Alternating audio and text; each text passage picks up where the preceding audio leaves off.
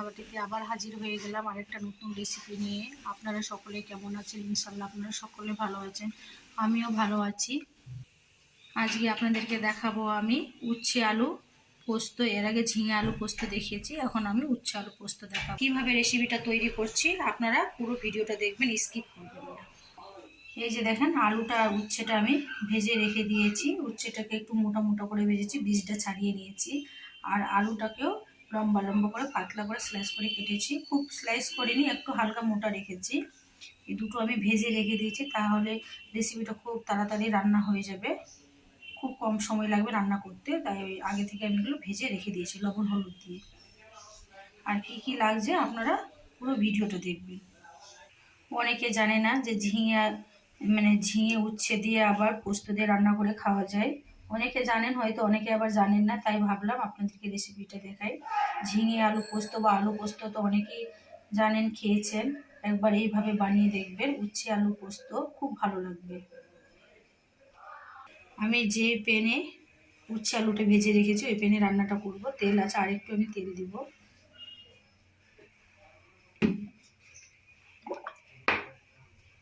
আর একটু আমি তেল দিয়ে দিলাম, খুব বেশি তেল দেব না, পেঁয়াজটা ভাজবো। তেলটা আমার গরম হয়ে গেছে, এখন আমি পাঁচফোড়ন দিব, হাফ চা চামচ পাঁচফোড়ন দিয়ে দিলাম।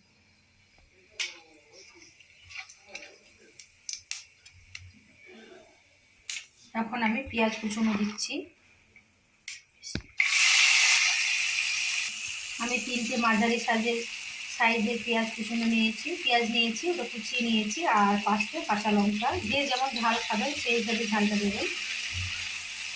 এটা বেশি কড়া করে ভাজবো না, জাস্ট কালারটা চেঞ্জ হয়ে আসলে তখনই আমি পোস্ত বাটাটা দিয়ে দিব। সামান্য একটু লবণ দিব, পেঁয়াজটা গলতে সাহায্য করবে। সামান্য লবণ দিচ্ছি,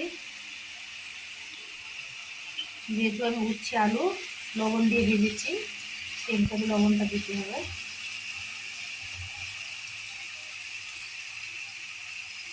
আমি আবার কিছুক্ষণ করে ফিরে আসছি।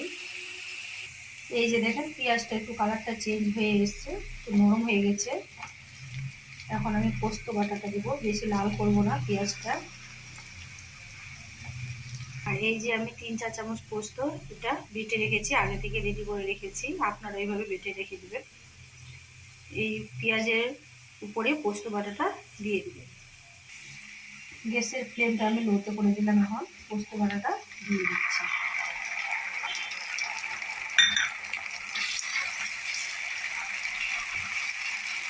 বাটি ধোয়া জলটা আমি দিয়ে দিচ্ছি।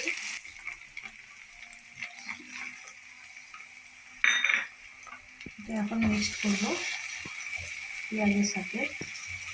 খুবই কম সময় লাগে রান্নাটা করতে, আর সামান্য কিছু উপকরণ দিয়ে রান্নাটা হয়ে যায়, আর সেটাও খুবই সুস্বাদু হয়। একবার ট্রাই করে দেখতেই পারেন আপনারা।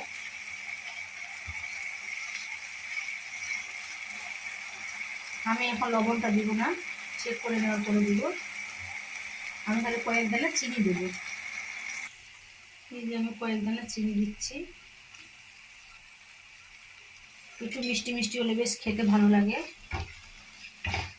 আর সামান্য একটু হলুদ দিচ্ছি, সামান্য হলুদ দিলাম। এটাকে একটু মিক্সড করে নিই। খুবই সামান্য হলুদ দিয়েছি। এখন আমি আলুটা উচ্ছে ভাজাটা দিয়ে দিলাম।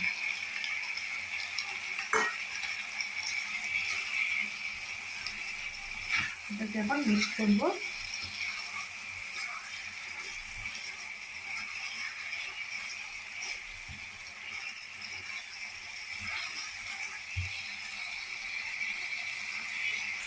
এই যে আমি মিক্স করে নিলাম, একটু আমি এখন সামান্য জল দিব।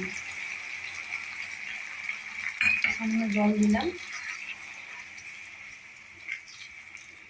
জল দিয়ে আমি ঢাকা দিয়ে 1-2 বার নাড়বো, আমার এটা হয়ে যাবে রান্না।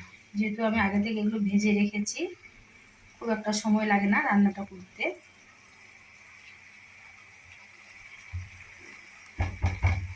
এখন আমি ঢাকা দিয়ে দিচ্ছি।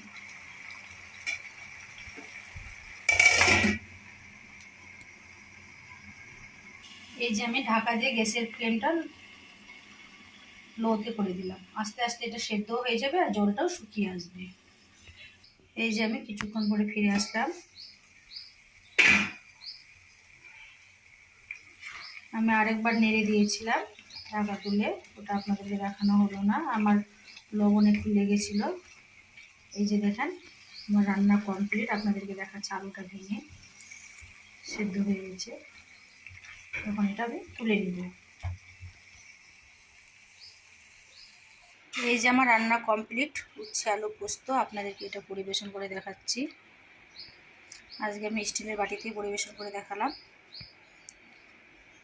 খুবই টেস্টি হয়েছে, আপনারা একবারে এইভাবে বানিয়ে দেখবেন, খুব ভালো লাগবে। আর কে কোথা থেকে আমার ভিডিওগুলো দেখছেন প্লিজ প্লিজ আমার চ্যানেলটা সাবস্ক্রাইব করবেন, কমেন্ট করবেন। আর কে কোথা থেকে দেখছেন আমাকে কমেন্টের মাধ্যমে জানাবেন, তাহলে আমি আপনাদেরকে ধন্যবাদ জানাতে পারবো। আপনারা তো অনেকে ঝিঙে আলু পোস্ত করে রান্না করে খেয়েছেন, আলু পোস্ত রান্না করে খেয়েছেন, একবার এইভাবে উচ্ছে আলু পোস্ত রান্না করবেন, খুব ভালো লাগবে। আশা করি খুব ভালো লাগবে আপনাদেরকে। এটা ঝোল করতে হবে না, একদম গা মাখা মাখা মাখা হয়েছে। পেঁয়াজের পরিমাণটা একটু বেশি দেবেন, তাহলে আরও সুস্বাদু হবে খেতে।